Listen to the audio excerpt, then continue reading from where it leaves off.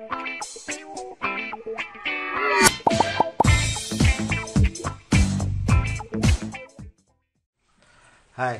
Assalamualaikum warahmatullahi wabarakatuh.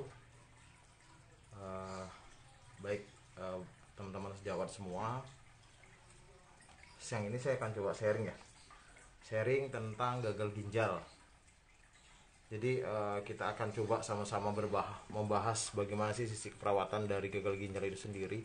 Bagaimana tentang gagal ginjal itu sendiri, saya akan coba bahas secara ringkas seperti apa sih gagal ginjal dan apa yang terjadi sama pasien gagal ginjal. At least kita sebagai perawat, kita ngapain kalau menemukan pasien dengan gagal ginjal. Nah, nanti saya coba mempresentasikannya dengan gambar, teman-teman semua. Saya menggunakan gambar, saya sudah ingatkan papan tulis, sederhana sih, tapi nanti saya akan buat teman-teman sepenuhnya paham tentang apa yang akan saya sampaikan pada pasien dengan gagal ginjal. Oke, saya Fahmi saat ini saya sebagai staf pengajar di Poltekkes Jambi, staf pengajar Departemen Medikal Bedah. Saya mengampu mata kuliah medikal bedah, kritis, dan gawat darurat. Oke, teman-teman sudah pada gabung ya. Ini sih kelas mahasiswa ya. Oke, baik teman-teman, saya akan coba gambarkan secara anatomis seperti apa sih ginjal manusia. Saya akan coba gambarkan.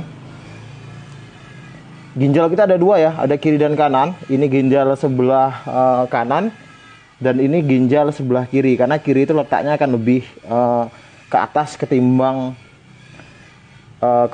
ginjal sebelah kanan. Nah, kemudian dia akan membentuk di sini ureter. Ya kan, ureter. Ini ureter, teman-teman semua. Ureter itu lebar dia ini 2 mili cuma. 2 mm. Jadi bayangkan kalau misalnya terjadi pembentukan batu gitu ya. Maka di sini akan terjadi penekanan, maka akan terjadi sakit yang luar biasa. Nah, dia akan bersatu di sini, akan bersatu di kandung kemih.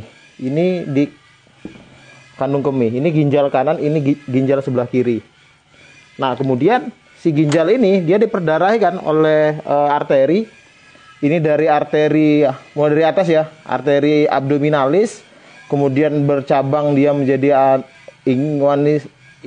inguinalis kiri dan kanan, kemudian dia bercabang ke arteri renalis. Nah, gambarnya seperti ini, saya tidak bisa gambar ya, tetapi akan saya coba gambarkan. Gambar kayak gini, dia akan masuk ke dalam, satu ke sini, satu lagi dia akan masuk ke sini. Nah, kemudian ada vein atau vena. Di sini vena. Gambaran kayak gini lah ya. Dia akan bercabang, satu ke sini, satu lagi akan ke sini. Nah, normalnya itu kayak gini nih. Normal secara anatomis bahwa ginjal kita tuh seperti ini. Secara anatomis ginjal kita tuh kayak gini nih. Karena saya tidak jago gambar ya. Nah, di sini akan ada nih. Ya kan? Di sini akan ada kapsula Bowman, di sini ada kapsula Bowman dan yang lainnya. Ya kan? Di sini ada kaliks. Ini kaliks ginjal atau mangkok ginjal tuh di sini nih. Mangkok ginjal, pembentukan batu tuh di sini. Batu ginjal tuh di kaliks ginjal di sini. Nah, bagian ini akan ada nefron. Nah, nefron ini fungsi utamanya apa? Fungsi utamanya adalah tempat terjadinya tempat terjadinya ekskresi dan sekresi di sini. Ini si nefron. Nefron itu adalah struktur dari ginjal yang terkecil. Jadi satu ginjal itu ada 1 juta nefron. Berarti 2 ginjal ada sekitar 2 juta nefron gitu ya. Ini 1 juta nefron. Nah, itu secara fisiologis kayak gitu, teman-teman semua. Nah, kemudian saya akan coba jelaskan kembali kepada teman-teman. Nah, fungsi ginjal, ini kan ginjal nih. Ginjal itu Tuhan ciptakan itu 2, kiri dan kanan. Dan apa sih fungsi ginjal? Ginjal fungsi pertamanya adalah satu fungsi ekskresi gitu ya. Ekskresi artinya apa? Ekskresi itu artinya membuang sampah-sampah hasil metabolisme. Sederhananya kayak gini teman-teman. teman-teman habis makan ya, habis makan gitu kan, makan protein lah yang paling sering tuh ya. Makan daging, makan apapun lah protein. Nah, si protein tadi kan disintesisnya tuh di ini nih. Sintesisnya kan di usus halus. Disintesis di usus halus, maka produknya dua. Produk pertama si protein tadi adalah asam amino. Asam amino itu akan dipakai ke tubuh menjadi albumin, ya kan? Berarti dia menjadi protein di apa namanya? Serum protein di dalam tubuh, maka dia akan disimpan di otot. Makanya Adera itu dia banyak makan Banyak makan protein. Tujuannya apa? Meningkatkan massa otot karena si protein tadi akan disimpan di otot. Cristiano Ronaldo itu 97% massa tubuhnya itu adalah otot ya, di luar cairan ya. Luar cairan itu memang sudah paling tinggi. Tapi dari solid atau komposisi tubuh padatnya itu adalah si siapa namanya itu? Si otot tadi. Itu hasil dari sintesis protein dalam bentuk asam amino. Nah, kemudian yang kedua, pasangin. Yang kedua, sintesis yang kedua dia akan berbentuk amonia. Nah, ini nih amonia. Saya tulis ya amonia ya. Di sini akan amonia. Nih, nah si amonia ini sampah kan? Sampah-sampah gitu ya. Si amonia itu kan sampah-sampah gitu ya, sampah-sampah hasil metabolisme protein kan. Nah, si amonia tadi di tubuh tuh harus dibuang. Nah, dibuangnya gimana cara buang tubuh buangnya? Amino disimpan ya kan. Kemudian amonia diapain? Amonia kan dibuang. Nah, dibuangnya gimana? Jadi hasil metabolisme amonia tadi akan dikirimkan ke hati. Nah, ke hati dia akan disintesis di hati, akan diubah menjadi yang namanya ureum. Nah, kayak gitu. Nah, dari ureum dia akan dibuang, dialirkan masuk ke Masuk ke arteri renalis, dia akan masuk ke dalam ginjal, maka dia akan dibuang dalam bentuk urea atau ureum. Nah, makanya kalau teman-teman kencing bau itu kan bau ureum, hasil dari metabolisme amonia atau protein dalam tubuh teman-teman semua. Nah, itu salah satu fungsi ginjal sebagai ekskresi.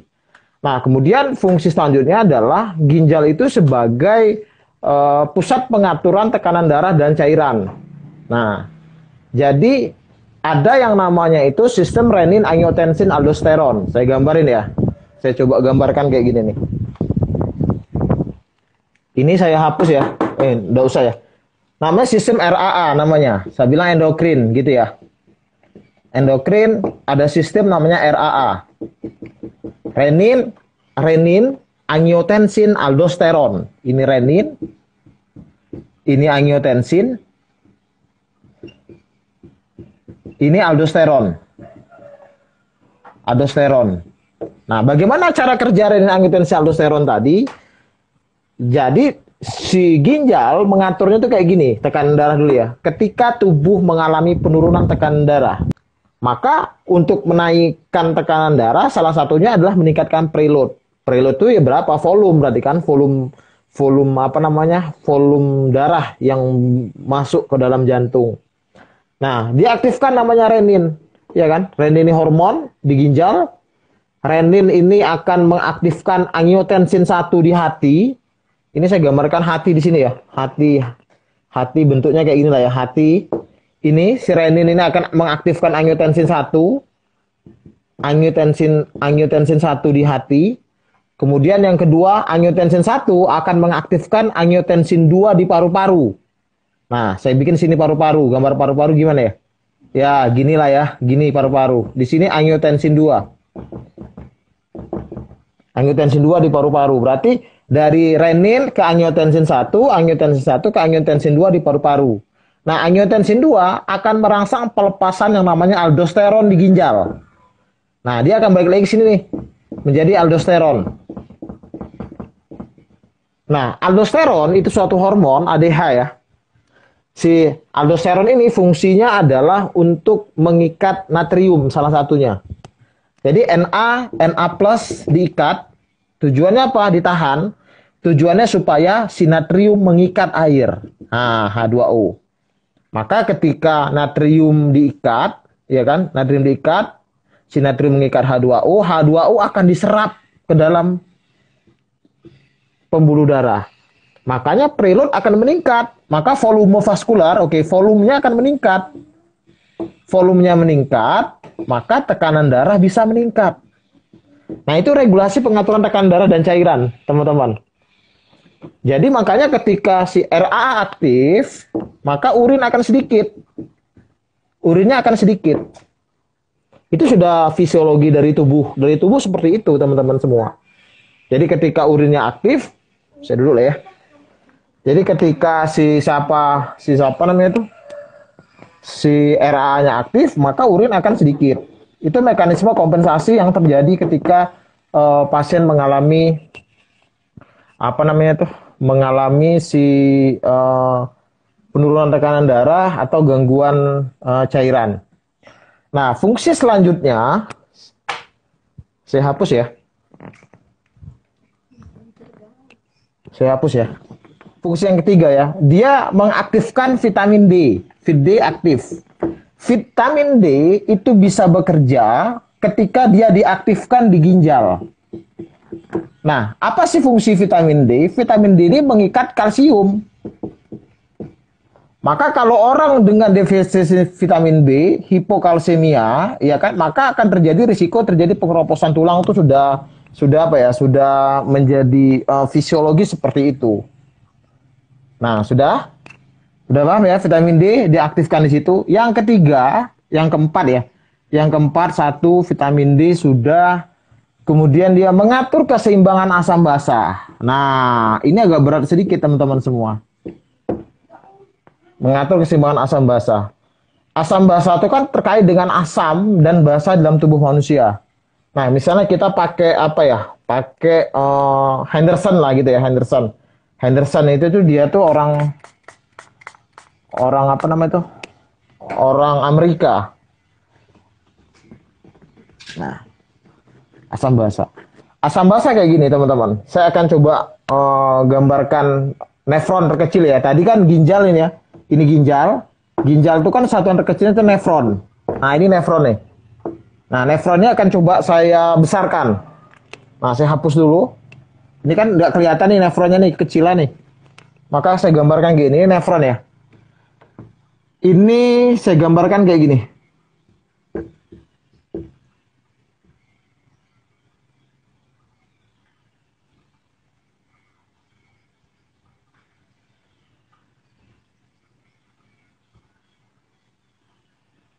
Oke. Ini nefron teman-teman. Ingat, ini ada 1 juta loh di satu ginjal. Ya kan? Ini 1 juta nih di ginjal. Di dalam ginjal kita. Maka orang gagal ginjal itu yang rusak tuh ini nih, si nefron ini nih. Nah, ini kapsula Bowman namanya. Kapsula Bowman tuh terjadi proses filtrasi. Oke, terjadi proses filtrasi itu penyaringan di glomerulus gitu kan. Ini kan masuk ke sini nih, darah ke sini masuk ke sini. Ini namanya tubulus proksimal. Tubulus proksimal. Ini namanya lengkung Henle atau ansa Henle. Nah, ansa Henle atau lengkung Henle. Ini namanya tubulus distal. Nih. Yang lengkungan di atas ini namanya tubulus distal. Nah, ini namanya ductus coleductus. Nah, ductus coleductus. Ya, coleductus ya. Jadi dia ini ductus pengumpul. Artinya tempat pengumpul. Ini kan cairan darah kan masuk ke sini nih, difiltrasi kan, melalui arterienalis, dia masuk ke arterial aferen, ini eferen nih. Eferen. Jadi eferen itu banyak tuh di dalam Di dalam ginjal. Saya gambarkan gini. Ini eferen nih kayak ini nih. Nih. Banyak nih di sini nih. Nah, setelah itu darah masuk ke sini, maka darah kan banyak unsur di situ tuh. Ada yang namanya di darah tuh namanya H+. Ini H+ ya, saya gambarkan H+. H+ itu apa? H+ itu yang mempengaruhi keseimbangan asam basa. Kalau H+-nya meningkat, maka darah akan semakin asam. Karena H+ itu hidrogen, ya kan? Kalau H+-nya sedikit, maka darah akan mengalami alkali atau basa. Nah, kayak gitu tuh. Cara berpikir logikanya kayak gitu. Oke? apa. Jadi setelah ini kan pertama kali apa dia di sini di tubulus proksimal H plus itu dilepas, diekskresi. H plus di sini dilepas ekskresi. Apa yang ditarik di sini? Yang ditarik pertama kali ada natrium Na plus, kemudian ada glukosa, ya kan? Terus di sini ada water, air. Nah, natrium, glukosa, water, air, terus di sini ada elektrolit lain. Nah, di sini teman-teman, di sini di tubulus proksimal, urin yang keluar ada urin primer. Ya kan? Urin primer itu sangat kaya dengan ureum di situ. Nah, dia akan mengalir ke bawah, Ini kan masih ada sisa-sisa air nih H2O. H2O-nya ditarik. Nah, di sini H2O-nya ditarik. Akan ke bawah. Bawah sini sama nih. H2O ditarik. H2O ditarik. H2O ditarik. Nah, kemudian dia akan masuk ke atas nih. Masuk ke atas ke tubulus distal. Tubulus distal, apa yang terjadi?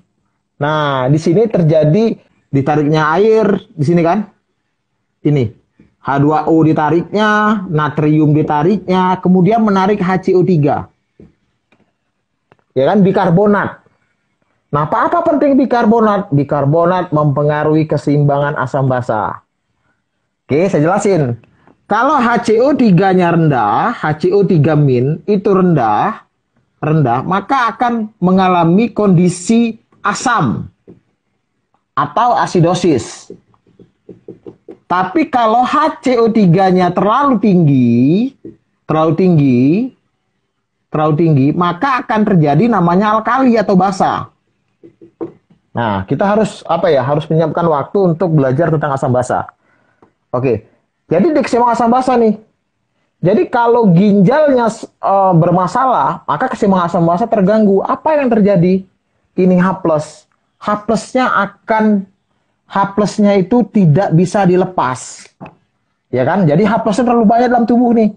Karena si tubulus proksimalnya rusak. Nah, apa yang terjadi? Akan terjadi namanya asidosis. Ya kan? Si H+-nya tidak bisa ditarik, tidak bisa dilepas. Si HCO3-nya tidak bisa ditarik karena rusak sini, ini rusak. Maka akan terjadi yang namanya asidosis metabolik. Nah, itu salah satu mekanisme keseimbangan asam basa. Itu si fungsi ginjal tadi tuh.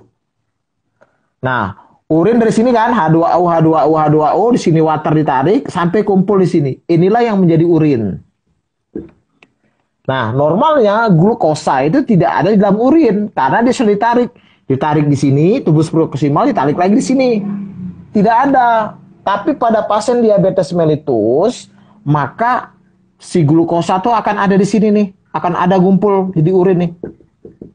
Si glukosa tadi. Ya kan? Makanya dikasih nama kencing manis. Ya kan, diabetes mellitus tuh bahasa Yunani. Artinya ya kencingnya yang manis kayak gitu loh. Coba dicicip kencing orang pasien diabetes itu pipisnya pasti manis. Nah, normal kayak gini nih. Kalau bersedia nyicip sih. Nah, kayak gitu. Udah ya? Vitamin D, kalsium. Jadi ketika terjadi gagal ginjal, maka rusaklah semua fungsi-fungsi dari ginjal tadi. Nah, saya hapus dulu nih. Jangan lupa screenshot kalau mau screenshot. Oh ya Allah. Saya hapus ya. Saya hapus. Nah, sudah ya. Nah, tadi fungsi ginjalnya apa? Satu, sebagai ekskresi. Akibatnya apa? Urinnya sedikit. Berapa sih normal urin? 0,5 sampai 1 cc per kilogram berat badan per jam. Berarti kurang dari itu dong. Karena apa? Fungsi dari ekskresinya bermasalah, gagal ginjal. Terus yang kedua, fungsi sebagai endokrin bermasalah dong. Ya kan? Apalagi salah satu endokrin adalah dia mensintesis prostaglandin. Oh, prostaglandin itu bahaya, teman-teman. Kalau misalnya pada wanita yang mengalami gagal ginjal, dia akan cepat mengalami menopause. Nah, pada laki-laki dia bisa infertil, libidonya bisa turun, bisa terjadi impotensi pada laki-laki. kalau dia mengalami gagal ginjal. Nah, kemudian apalagi tadi yang 4, 3, ya kan, vitamin D terganggu kan, maka pasien mengalami hipokalsemia. Maka si pasien hipokalsemia tadi, maka dia akan mengalami distrofi ini, ya kan? Distrofi, osteodistrofi. Oh, lupa saya osteo. Osteo itu tulang, distrofi pada tulang. Karena apa ya? Vitamin D tidak bisa menarik si kalsium tadi, maka tulang keropos. Yang ketiga, di sini akan terjadi peningkatan fosfat. Fosfat akan menarik kalsium. Makanya orang gagal ginjal risiko perdarahan karena faktor keenam. Ingat ya, kalsium di live kemarin saya jelaskan bahwa kalsium itu berefek terhadap bekuan darah. Kalau kalsiumnya rendah, maka akan terjadi yang namanya hipokalsemia. Hipokalsemia menyebabkan risiko terjadinya perdarahan. Berisiko berarti mengalami perdarahan pada pasiennya. Yang keempat, ya kan, regulasi tekanan darah, ya kan, tekanan darah, apalagi sama cairan. Maka bisa apa pasien? Bisa pasien ini mengalami gangguan jantung, bisa cairan, pasien mengalami edema. Karena apa? Karena si ginjal tidak mampu melakukan regulasi terhadap cairan, maka akan terjadi edema. Edema yang terjadi karena apa? Ya, cairannya tidak terbuang kan? Cairan tidak terbuang, efeknya akan terjadi apa? Peningkatan volume di dalam vaskular. Ini contoh gini ya, normalnya gini lah ya darah. Tapi karena tidak bisa melakukan proses ekskresi tidak mampu, maka si cairan tetap akan tertahan dalam tubuh. Yang normal segini akan jadi segini nih. Maka tekanan di sini akan besar nih di pembuluh darah nih. Maka akan terjadi perpindahan cairan secara hidrostatik. Ini namanya hidrostatik. Hidrostatik itu perpindahan cairan dari tekanan yang tinggi ke tekanan yang lebih rendah pada ruang tertutup. Nah, kayak gitu memahaminya. Berarti hidrostatik berlaku pada ruang tertutup, ini adalah pembuluh darah. Maka cairan akan merembes nih keluar nih. Merembes ke interstisial. Maka akan terbentuklah namanya edema, ya kan? Edema anasarka seluruh tubuh, pretebial di kruris ya, kruris atau di tulang kering. Bisa juga di metatarsal. Kemudian asites pada perut, mengisi rongga peritoneum. Nah, ya kan? Pada torak bisa nggak terjadi udem paru? Bisa saja terjadi udem paru. Nah, kayak gitu. Jadi terjadi edema. Jadi ini yang yang terjadi ketika pasien mengalami gagal ginjal. Nah, secara patofisiologis sudah saya jelaskan perubahan fisiologis tadi yang menyebabkan terjadinya manifestasi klinis yang muncul pada pasien dengan gagal ginjal. Nah, saya jelaskan lagi nih. Saya tutup ya. Saya hapus. Nah, kemudian apa sih penyebab dari gagal ginjal? Nah, gagal ginjal kronis. Penyebab pertama satu penyebab pertama adalah yang namanya prerenal. Oke, sekarang saya gambarkan ginjal kayak gini lah ya. Ginjal ini renalis gitu ya. Ini ginjal. Prerenal artinya sebelum renal. Contoh, pasien dengan cardiac pump yang jelek atau pompa jantung yang jelek. Akibatnya apa? Blood flow atau darah yang dialirkan ke ginjal dia akan berkurang. Ingat ya, tekanan MAP itu minimum artery pressure, rata-rata tekanan arteri kita itu minimal itu 60 sampai dengan 65 itu minimal, batas minimal. Karena apa? Tekanan di ginjal, di glomerulus itu 55. Jadi kalau tekanannya 55, darah tidak bakal bisa masuk karena gradien tekanannya sama. Nah, sesuai saya katakan hidrostatik tadi, tekanan di sini harus lebih besar daripada tekanan di dalam glomerulus. Makanya kalau orang tekanan darah misal 80/40, 80 kali 2, 160, dibagi 4. Dibagi 4, 160, ditambah 40 ya, 200 dibagi 3, 60-an masih cukup. Pasien dengan 60 misalnya, 60/3 30 karena pendarahan, 120 tambah 30, 50 cuma. Bagaimana darah bisa masuk? MAP-nya 50.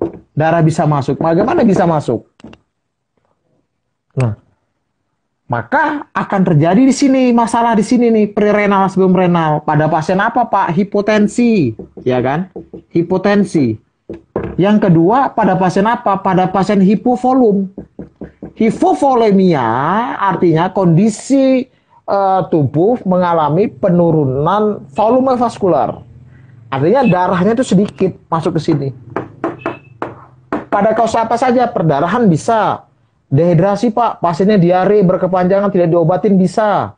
Sepsis, Pak. Pasiennya, Pak, bisa terjadi. Pasien apa lagi? Pasien luka bakar sangat bisa terjadi. Nah, itu yang menyebabkan terjadinya prerenal. Oke, prerenal pertama. Kemudian yang kedua adalah renal. Nah, renal itu rusaknya di mana? Rusaknya di ginjal. Yang kedua renal. Karena apa, Pak, di ginjal? Kista. Bisa dong. Ya kan, keganasan. Keganasan bisa. Diabetes, DM bisa. Ya kan? Terjadi nefrosklerotik. Karena diabetes bisa. Orang diabetes itu risikonya 7 kali mengalami gagal ginjal. Bisa nih, rusak. Batu, Pak. Bisa batu numpuk di sini. Penumpukan, misalnya dia tertahan di kaliks renal, tidak bisa dialirkan ke bawah, bisa mengalami terjadinya gagal ginjal lama-kelamaan. Terus yang ketiga, namanya di postrenal. Nah, gimana yang di postrenal? Saya gambarkan ya, saya jelasin ya. Postrenal itu berarti setelah renal. Oh, ini ginjal ya. Nah, dia apa namanya tuh?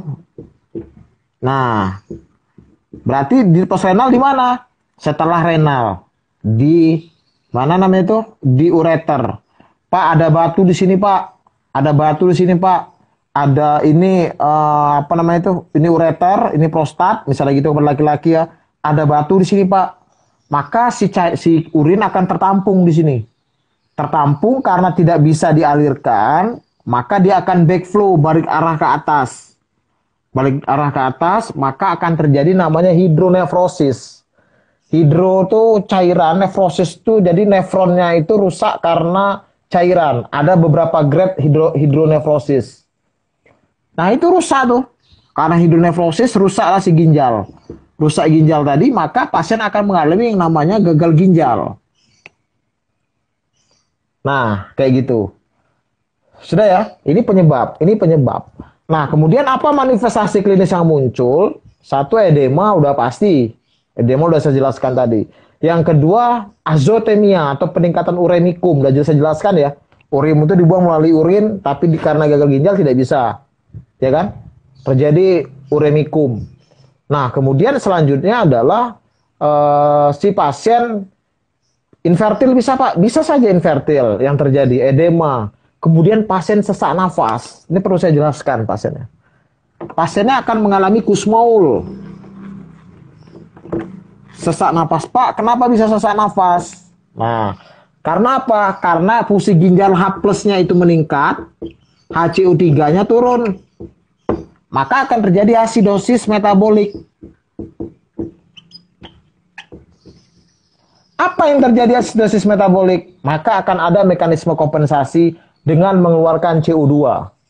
Bagaimana prosesnya? Kayak gini, teman-teman semua. Di dalam tubuh kita, CO2 berikatan dengan H2O akan menghasilkan H2CO3.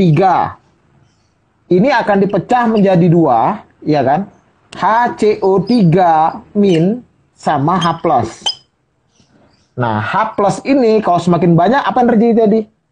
Akan terjadi asidosis. Kalau dikit terjadi asidosis, maka jalan-jalannya adalah dengan menghambat CO2 dalam tubuh. Dengan apa, Pak? Kusmol, sesak nafas. Dengan kita kusmol sesak nafas tadi, maka CO2 akan terbuang nih. Maka tidak terbentuklah H+. Itu mekanisme kompensasi ketika terjadi asidosis metabolik. Maka pasien mengalami sesak nafas. Nah, kayak gitu tuh. Nah, edema ya, azotemia. Nah, selanjutnya Fungsi ginjal lain juga terganggu di manifestasi klinisnya. Ya kan? Pasiennya akan mengalami anemia. Anemianya apa? Anemia defisiensi eritropoietin namanya. Eritropoietin. Apa eritropoietin? Adalah hormon yang dihasilkan di ginjal. Tujuannya apa di sini? Menstimulus sumsum tulang. Sumsum tulang untuk membentuk sel darah merah. Maka pasien dengan gagal ginjal karena eritropoietin yang tidak diproduksi, maka terjadilah pasien mengalami anemia. Nah, kayak gitu tuh cara berpikir yang enaknya tuh, yang logisnya tuh kayak gitu. Apa yang harus kita lakukan? Nah, kita kan perawat ya. Perawat itu tidak lepas dari asuhan keperawatan. Pengkajian udah jelas. Kita kaji pasien. Nah, sekarang pasien masuk gagal ginjal tahap berapa, Pak? Bagaimana cara menilainya? Nah, ada namanya pengukuran CCT namanya. CCT. Ya kan? CCT itu clearance creatinine time. Ya kan, waktu untuk membersihkan kreatinin dalam tubuh. Apa sih kreatinin? Kreatinin itu hasil metabolisme. Ya kan, hasil metabolisme simpanan protein di dalam otot. Dia akan dibuang tuh. Nah, ini itu ya. Si Deddy Corbuzier tuh kok berotot tuh. Deddy Corbuzier sama atlet-atlet binaragawan tuh. Nah, kenapa dia ototnya tidak dipecah, Pak? Kalau dia tidak makan. Padahal dia cuma makan protein doang. Kenapa tidak dipecah? Harusnya dipecah dong dengan gluconeogenesis, kan kayak gitu. Karena dia kekurangan energi. Ternyata mereka mensuntikkan kreatinin dalam tubuhnya. Jadi kreatinin itu disuntik dalam tubuhnya tuh. Nah, kenapa kalau kreatinin tersuntik? Maka tubuh akan merespon. Oh, kreatinin dalam tubuh kita nih tinggi nih. Ya kan? Tinggi. Jadi kita tidak perlu memecah otot. Jadi otot tidak perlu dipecah karena kreatinin tinggi. Nah, itu ya binaragawan tuh kayak gitu, disuntik kreatinin dalam tubuhnya. Tujuannya apa? Tidak menstimulus pemecahan protein, pemutusan otot-otot dalam tubuh si binaragawan tadi. Maka ototnya akan besar-besar. Nah, kreatinin tadi itu harus dibuang melalui urin, harus dibuang. Tapi karena ginjalnya bermasalah, kreatininnya meningkat. Teman-teman bisa hitung. Cara hitungnya gimana? Gini nih. Cara CCT, cara menghitungnya. 140 dikurang usia dikali berat badan dibagi kreatinin dikali 72. Tuh. Itu namanya clearance kreatinin atau pembersihan kreatinin. Kalau pada perempuan, ya kan, perempuan gimana sih? Gini ya. Nggak tahu lah ya. Ya perempuan pokoknya perempuan lah ya. Pada perempuan, permanen pula. Perempuan dikali 0,085. 0,85 tidak pakai 0. Berarti hasil dikali 85. Contoh, kreatinin pasien 2, Pak. Usia pasien misalnya 60 tahun. Berarti 140 dikurang 60 80 ya. 80 berapa dia? 50, Pak. 400. 400 kreatininnya misalnya 2. 400 dibagi 2 dikali 72. 2 kali 2 4. 2 kali 7 14 144. Nah, kayak itu tuh. Berarti 400 dibagi 144. Berapa tuh? 400 dibagi 144. Sudah berapa? 5 enggak 40, 30-an lah. 30-an lah. 30% fungsi ginjalnya cuma. Itu cara menghitungnya. Jadi fungsi ginjal 30%. Masuk mana, Pak? Udah masuk CKD ini, cuy. Ya kan? Ada beberapa grade gagal ginjal. Kita tidak ngomong gagal ginjal akut ya, tapi gagal ginjal kronis. Bedanya apa, Pak, akut sama kronis?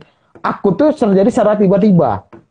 Contoh, orang dengan diare tiba-tiba gagal ginjal itu akut, masih akut. Nanti prosesnya akan mengalami perbaikan. Jadi kronisnya kita ngomong yang sudah lama. Ada beberapa tingkatan. Normalnya berapa, Pak? 90 sampai 100 itu normal. Turun ke bawah sampai dengan end-stage renal, ESRD. end-stage renal disease, gagal ginjal. Dengan CCT-nya tuh kurang dari 15%.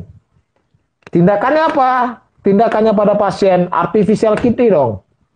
Bisa transplantasi ginjal, atau hemodialisis, atau peritoneal dialisis. Nah, itu yang bisa dilakukan secara medikal. Nah, kita perawat ngapain? Gitu kan. Maka tegaklah diagnosis keperawatan. Apa diagnosis keperawatan yang cocok untuk pasien ini? Maka yang cocoknya adalah, udah jelas nih, tanda-tanda kelebihan volume cairan. Maka pasien harus dihindari untuk mengalami kelebihan volume cairan. Nah, kan kayak gitu tuh, cara berpikir enaknya itu. Ya kan, berarti kelebihan volume cairan berhubungan dengan, teman-teman silakan lihat di Niknok, di Nanda, atau di SDKI, apa faktor etiologi yang berhubungan. Atau misalnya, penurunan fungsi ginjal, misalnya kayak itu, atau penurunan filtrasi glomerulus, bisa teman-teman tegakkan. Nah, apa intervensinya? Bisa pakai NIC misalnya, Nursing Intervention Classification misalnya. Pakai misalnya fluid monitoring, berarti monitoring kebutuhan cairan pasien. Nah, berapa cairan yang dikasih pada pasien? Cukup sederhana. Teman-teman hitung urin per 24 jam, ya kan, ditambahkan dengan IWL, itulah yang diberikan kepada pasien. Jadi pasien jangan dikasih minum 1 liter, gembung pasiennya, ya kan? Pasien sudah kelebihan volume cairan, dikasih pula cairan banyak. Itu berbahaya pada pasien. Nah, yang kedua, teman-teman bisa monitor badan cairan, monitor tingkat edema. Edema itu ada 4 derajat, derajat 1, derajat 2, derajat 3, derajat 4. Derajat 4 itu paling dalam. Kedalaman itu kalau teman-teman tekan itu sampai 7 mili. Sampai 7 milimeter yang terjadi pada pasien kalau teman-teman tekan ke dalam. Nah, kemudian batasi pemberian cairan. Kemudian, Pak, minumnya jangan banyak-banyak, minumnya dihitung berapa kebutuhan cairannya seperti apa. Nah, kemudian teman-teman bisa negakkan diagnosis lain lagi. Kalau pas anemia, ya jelas perfusi jaringan teman-teman bisa tegakkan pada pasien, tergantung dengan kondisi pasien. Jadi diagnosis keperawatan itu here and now.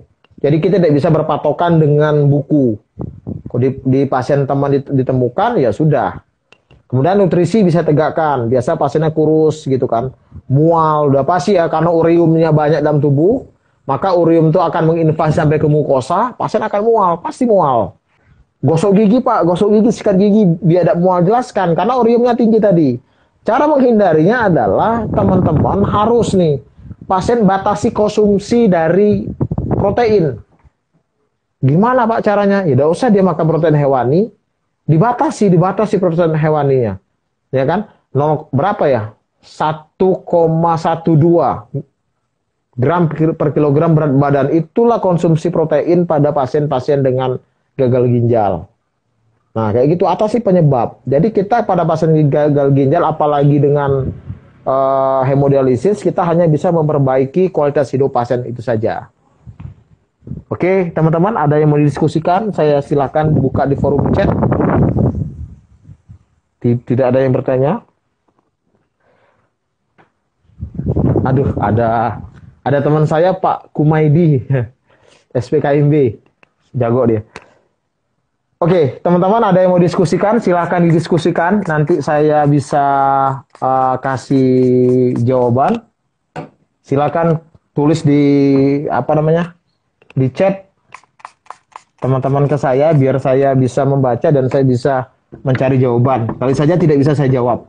Intinya gini ya, intinya teman-teman harus menguasai fisiologi dulu nih. Fisiologi, fungsi-fungsi dari fungsi-fungsi dari si ginjal tadi teman-teman pahami, dan apakah itu bisa terlihat sama pasien gagal ginjal, kan kayak gitu. Artinya teman-teman belajar, terus ketika di pasien teman-teman lihat nih, oh secara teori kayak gini nih, pada pasien ketemu dah, kan kayak gitu. Itu yang perlu teman-teman tekankan.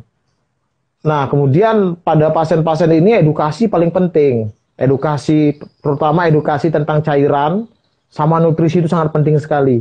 pembatasan cairan, pembatasan nutrisi, pembatasan garam itu penting pada pasien. Nutrisi yang dibatasi adalah protein, ya kan?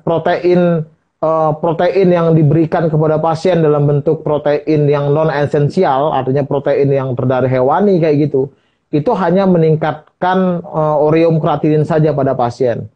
Maka kalau di rumah sakit ketika dia mengalami hipoalbumin, umumnya pasien hipoalbumin ya, jadi kelebihan volume cairannya karena hidrostatik sama hipoalbumin, albuminnya turun, tekanan onkotik akan berkurang. Maka teman-teman bisa di rumah sakit itu pemberian protein esensial itu dalam bentuk asam amino, ya kan? Asam amino. Masa pasien diberikan albumin. Ya albumin itu mahal. Nggak tahu saya apakah ditanggung BPJS atau tidak pasien dengan gagal ginjal seperti itu. Penting edukasinya harus bagus. Kualitas hidup pasien dengan kerusakan ginjal itu harus dipertahankan, teman-teman. Harus ditingkatkan. Menurut saya ditingkatkan. Dengan apa? Dengan proteinnya, kepatuhan terhadap diet, kepatuhan terhadap cairan. Itu yang paling penting diberikan. Dan mereka harus sudah aware nih, ketika muncul gejala, apa yang mereka lakukan pada mereka itu harus kita sampaikan kepada pasien. Nah, jadi perawat harus memikirkan hal-hal yang seperti itu. Apakah ada pertanyaan? Saya persilahkan. Oke, saya akan coba nanti kasih materi yang gampang tentang asam basa. Asam basanya nanti akan coba saya pakai 3 pendekatan. Henderson, Hasselbalch, kemudian saya pakai yang dari Denmark, yang Astrup, yang ketiga pakai Stewart. Nanti akan coba saya paparkan. Oke, teman-teman, saya lihat tidak ada pertanyaan. Tidak ada pertanyaan, teman-teman semua. Oke, demikian materi dari saya. Semoga bermanfaat bagi teman-teman semua dan bagi kita. Artinya kita sebagai perawat, ya konsep fisiologinya harus diperkuat lagi. Oke, jaga kesehatan teman-teman semua. Kita akan ketemu di materi asam basa berikutnya. Oke, saya Sam Fahmi. Assalamualaikum warahmatullahi wabarakatuh. Terima kasih atas atensinya. Dah.